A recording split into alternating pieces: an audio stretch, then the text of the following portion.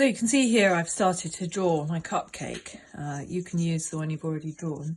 And I've done my frilly bits and try and make them realistic. So this is smaller here because it's going further away from you, you see.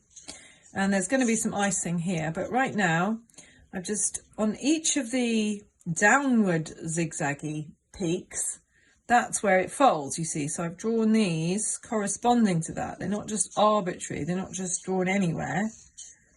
And then I'm trying to show that I've got shadow a bit here. So just a bit thicker, like the line's thicker on one side. Not everywhere. Just makes it look like it has a bit more depth. Maybe some shadow here. Texture anyway, and down here, of course, because you can see it from the inside of the cupcake, I mean the wrapper. And then up here we've got some let's say we've got some icing, and it's sort of in these kind of folds. Maybe we've got some more sort of sitting on, this is the base of the cakey bit. Maybe this comes around like this. Maybe there's another bit here dripping. We're just trying to get an impression using lines, really. Maybe that goes in there. We could put some little kind of circles, dots. Maybe there's some, what do you call those things? Hundreds and thousands? Maybe that comes around here. Maybe that comes around there. Maybe there's another bit that comes around there. And then a nice big blob on top. Ooh, that's a massive blob. Never mind.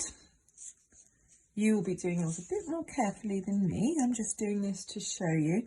And the other thing is, of course, your pencils need to be 4B so that they'll make a dark enough mark. And bit of shininess on that icing. You're not pressing in yet. You're not pressing in yet to the polystyrene. Or you're trying not to anyway. It might be hard if your pencil's sharp. You might not be able to help yourself. And there you have it. So this is just a drawing. And then what you do is when you're happy with that drawing, you can then press into it. Oh, see, my pencil just snapped there, but that's okay. And then you can go over the lines, and where there's areas where the lines are thicker, you can find ways to sort of squash that polystyrene down. And what's happening is when you do that, when you spread it with ink, here's one I did earlier, these bits, all the bits where you see blue is pressed, the polystyrene's down from the normal surface, it's pressed in. So when you roll your ink over it, the ink does not go into those pressed in areas. So you can see on here, the print has only gone in the raised up areas. So this bit's red because we printed it on red paper. Those are the bits which have been pressed in. So say we were going to print on red paper again, everywhere I squash in on this polystyrene is going to be red. And everywhere else, if I'm printing in blue ink, is going to be blue, you see. So if I want lots of little red dots, I'm just going to press in like this.